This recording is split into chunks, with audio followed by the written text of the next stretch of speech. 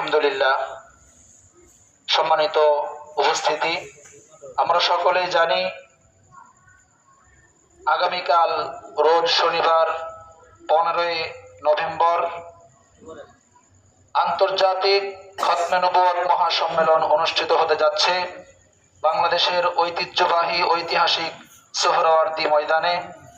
সে উদ্দেশ্যে আমরা বীর নোয়াকান্দি এলাকাবাসী আজকে এখানে উপস্থিত হয়েছি।